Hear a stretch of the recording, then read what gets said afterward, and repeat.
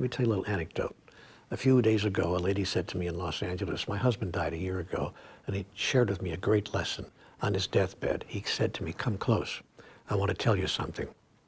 Listen very carefully. I can only say this once. I don't have much strength left. She said, I'm listening, darling. What is it? He said, remember this always. Each morning, the moment you take your head off the pillow, you have all you need.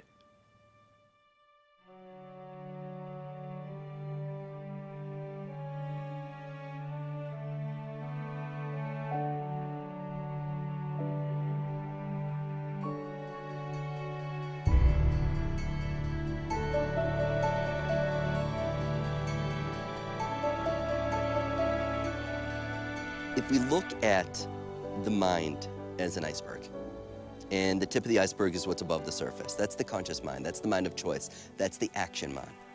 What's below the surface, and that's most of the iceberg, right? That's the subconscious mind, like a submarine. You don't know it's there, but it's there, unless it surfaces.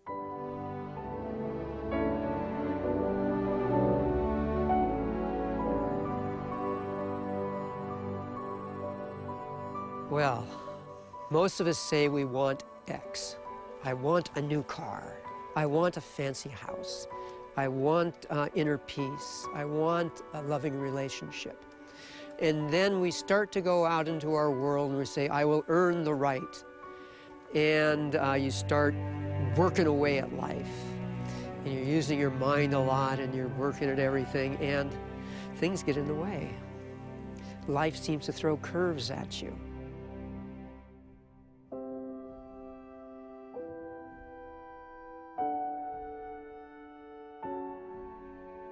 You can think of everyone in this world that you know as dragging a whole bunch of suitcases behind them.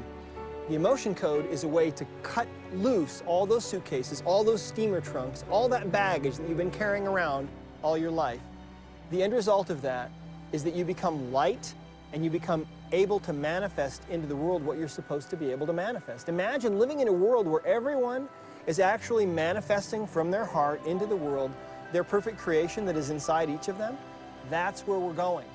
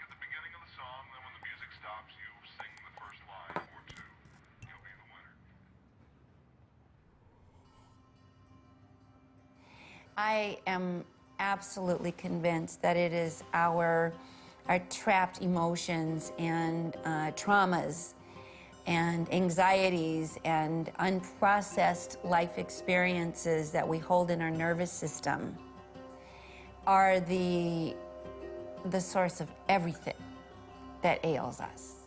One of the most profound things in my life has been able to share ancient wisdom that I came across just as a young guy traveling around the world and fascinated by communities that pretty much live off the grid, and they're long-lived, they're healthy, they're happy. And it always bothered me, how can they be that way without hospitals and doctors and miracle supplements and pills and capsules? They don't have any of that. What I've come to understand is at the core of every symptom, every stress, every dis-ease pattern that we experience, whether it be physical, whether it be emotional, are emotions, memories that are buried in our subconscious mind. And when these are triggered, our body reacts. It's called a maladaptive stress reaction. And what it means is that we're not able to adapt in the present moment, here and now.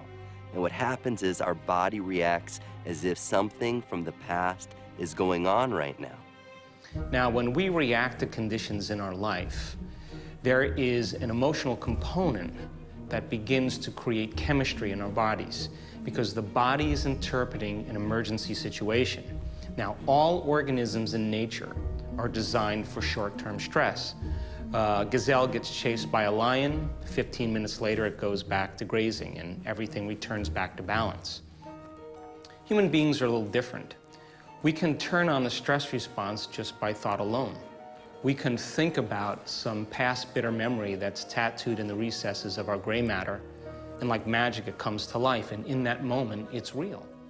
Whenever you see something, because the brain works in pictures, there's a response to that image of the sensory impact. If you hear a sound that sounds dangerous, your body, your brain will create an emotional molecule to get you to respond to that. And so the mind does its work very, very quickly. And based on the data that it is receiving, it forms a truth about the present memory or experience. Based on that truth, it comes up with a thought that tells the self about that memory or experience. And based on that thought, we generate what we believe is the appropriate emotion to match that thought. And as a result, our heart rate increases, our immune system suppresses, we become more anxious because we're not in our fullest potential in the moment. The core of every symptom, stress, and disease are emotions and memories, traumatic perceptions that are buried in our subconscious mind.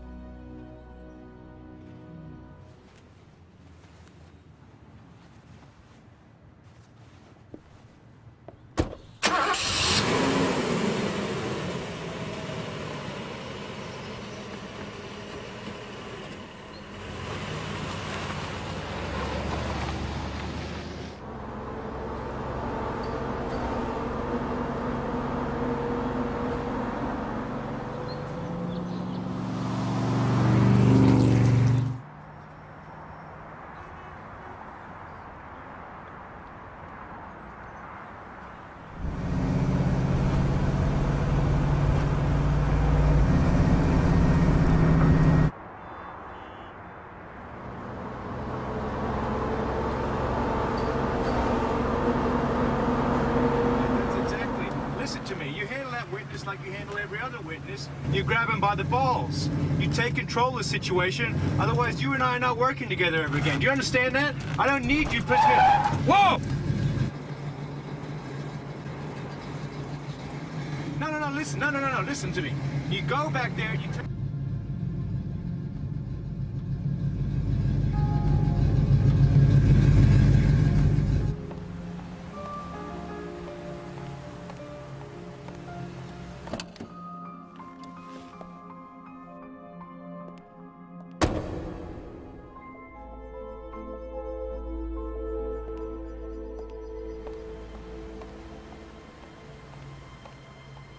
First of all, to understand how the emotion code works, you have to understand that the human body is really nothing but energy.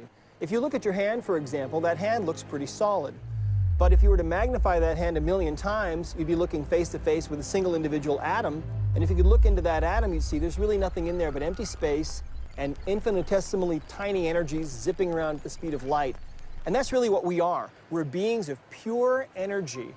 We are composed of all these countless energies, tiny energies, that are all flying in this close formation, giving us this experience that we're having in this world. Emotion means energy movement.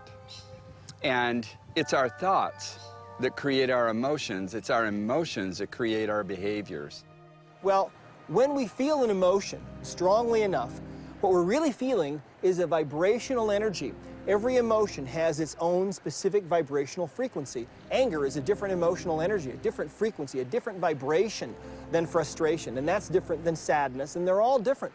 But when you're feeling an intense emotion, your whole being can take on this vibration, and it's during those times that sometimes the energy of that emotion that you're feeling is too powerful, and that energy can become trapped and stuck in the body. And a trapped emotion, we have found, is literally a ball of energy from about the size of a baseball to about the size of a cantaloupe. And these will lodge anywhere in the body and disrupt the normal energy field of the body. And because that's all the body really is an energy field, when you distort that energy field, you eventually start to have problems, because what you're really doing is you're distorting the tissues of the body themselves. And if you distort tissue and you irritate tissue long enough, that tissue starts to have problems, and it can go through those changes that we call cancer. So to me, one of the most fascinating things of the ancient Suan-Wet, the lady scholastic healers of ancient Egypt, was they knew there was only one disease, not 20, 26, 30, 36,000 diseases like we're taught today amongst the masses. They knew there was one, and it was chaos at the level of the Neters. 600 BC, Democritus and others in the Greco-Roman period called that word the atomos. Today we know it as atoms. The only disease that exists in the human experience is chaos at the atomic level, which leads to chaos at the molecular level, which leads to chaos at the cellular level. And when enough cells are in chaos, you feel it as a sign or a signal of a chaos or an offense in the body. That's what the word symptom means, a sign or a signal of a chaos. It's been proven that every cell in your body works on a vibration, an energy field. The physical body is grown within an energy field that resonates at a particular vibration. Through stress, that vibration becomes weaker, causing the physical element to be under pressure. So the removal of stress creates health. I think it's the AMA says 80% of all health issues are stress related.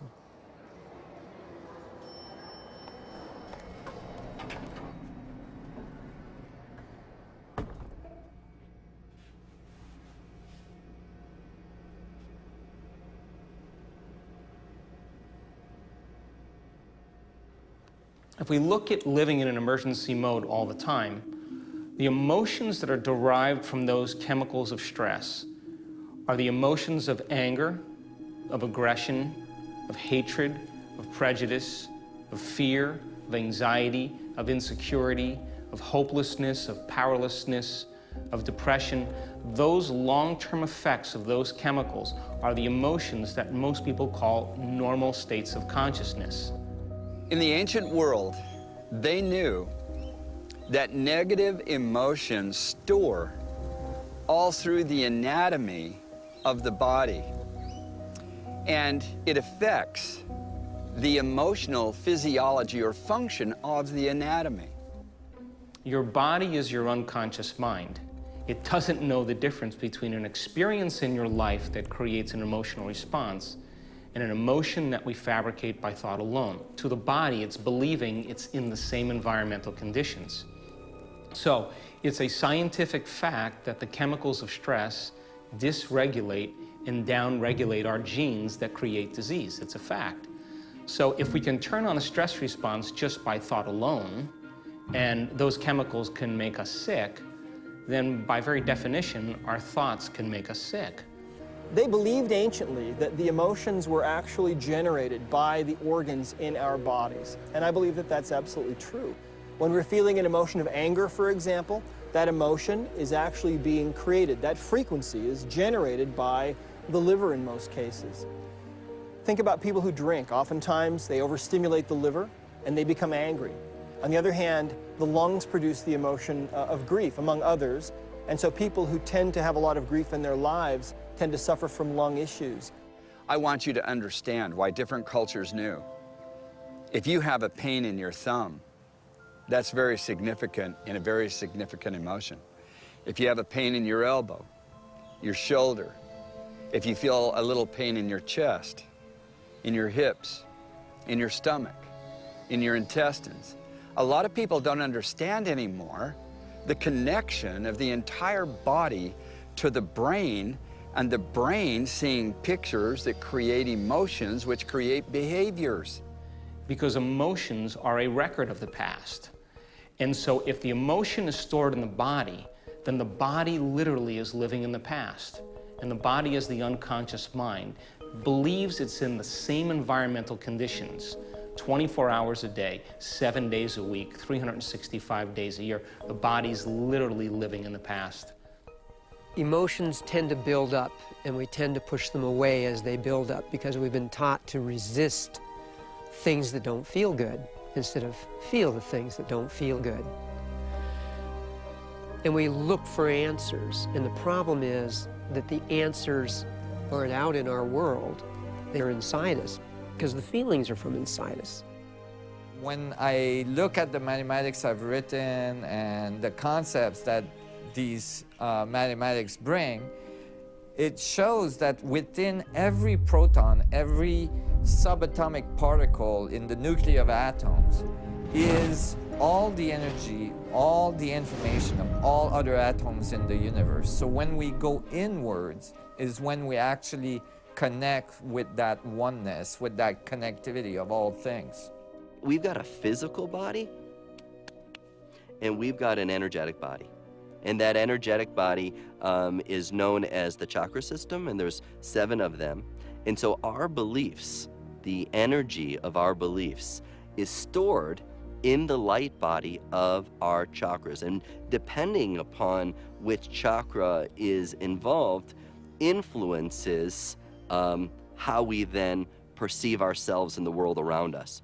And we call these trapped emotions patterns, but we do experience them that way. If it's an experience that we have not completed and come back to self, we do find a way to keep repeating those experiences. And so we re-traumatize ourselves.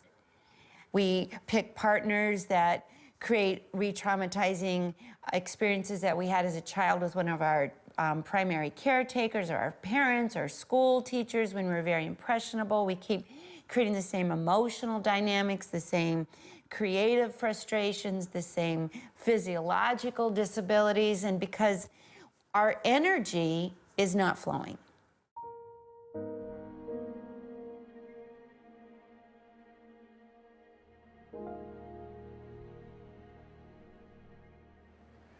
Well, you know, during the last 10 years that I was in practice, I was working with some of the sickest people on the planet, people who had been told that there was no cure for them, people who were suffering from things like cancer or chronic fatigue syndrome, fibromyalgia, lupus, and other diseases. What I found was that the subconscious mind absolutely holds the key to understanding the true underlying reasons why those people were sick. Now, our subconscious mind from conception to puberty, primarily conception to 7 years of age, is programmed with emotions, memories. From the beginning of your birth, you start encoding the world in good experiences and bad experiences, and the unconscious mind holds this and stores it and makes it real to your conscious mind later on in life. We're successfully producing whatever it is we produce. If you're depressed, you're doing something correctly inside your mind. If you have pain inside your mind, there's a resource to help create and manifest it in a belief system.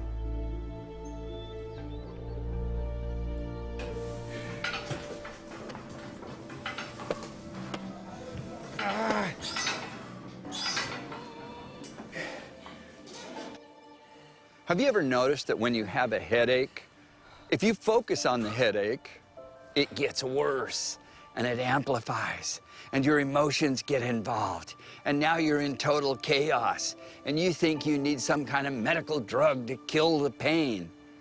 That doesn't cure anything. That's a neurotoxin and it just blocks the electric signal. Get to the cause. What is the negative source, the toxic emotion and or the toxicity of something that you're eating and drinking that's also affecting your emotions in a negative way? Detox it, clear it.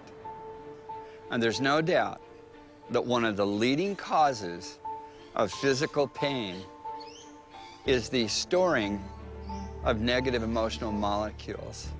So it's a signal to you from the different points of anatomy that, hey, the emotions you have been feeling and going on with is storing here and it's causing a chaos or a discomfort. You need to switch it up, go to the positive form of that emotion, and it's so interesting how pain in the human body can diminish. What I have found is that 90% of all the pain that we experience is due to trapped emotions, to emotional baggage. I think that this is really the elephant in the living room in Western medicine that we are missing completely. When people are in pain in Western medicine, we give them drugs to suppress that pain. When people have diseases, we give them medications to suppress the symptoms of those diseases, when in reality, those symptoms are the body crying out, telling us there's something wrong here. The imbalances that we suffer from are what ultimately manifest as disease. And the single biggest imbalance that we suffer from is emotional baggage, our trapped emotions, those energies that stay with us after these traumatic emotional events that we suffer from. The stresses and upsettedness that seems to come into our life, they change. And as they change, our world changes. It's absolutely astounding that changing how you relate to something changes everything in your world. So many of us become defined by past experiences, and we live by those emotions, but that's not who we are. Those emotions are just a record of the past, and when we begin to become aware of that, then we begin to retire the old self, neurologically, biologically, genetically, and we begin to create a whole new self. And so what happens in today's world, because of what we have set up that we call civilized society, so many of the things that are pushed upon the masses create negative emotional molecules. Once they're formed, they're real, and you can't even get them out of the body unless you know how to. Because they're like magnesium and calcium, if you don't know how to get them out of the body, they store in anatomical sites and actually affect physiology, the function of the anatomy. And that leads to diagnostics of disease or discomfort. It's important we understand how to remove negative emotional molecules and restore them with positive emotional molecules. That's the very foundation of health, life, and longevity.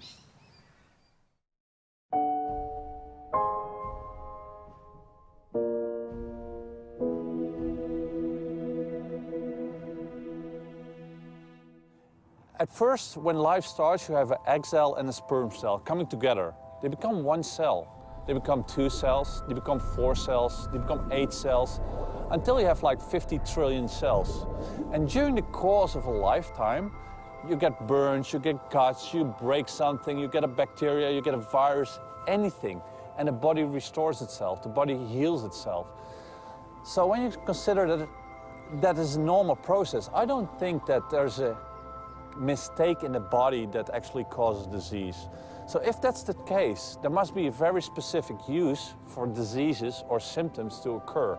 And I think it's the body reacting to surrounding elements, to stressors you perceive, in a way for the body to cope with the stressor and actually deal with it.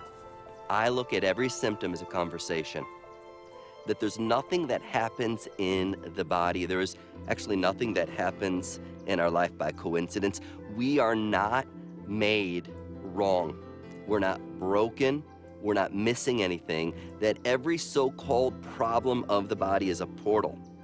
It's a doorway to access this invisible, unseen energy that is guiding our cells to communicate from our brain to our body, from our body to the outside world, so that we can adapt in any given moment. And so when we can begin to look at symptoms, when we can begin to look at our behaviors, whether it be addiction, whether it be, obsessive, compulsive, ritualistic ways of being, as a conversation, then we can join the dialogue. Then when we join the dialogue, that becomes the gift, because once you observe the symptom, once you observe the stress as a conversation, you can participate in it, you can guide it, you can influence it, you can learn from it, you can grow from it. Everyone knows someone that is in pain, and everyone knows someone that is dealing with depression or anxiety or self-sabotage in some way. Many of us know someone who's dealing with post-traumatic stress disorder, and it is these emotional energies, these invisible energies, that are the underlying cause of all of these things, in my experience.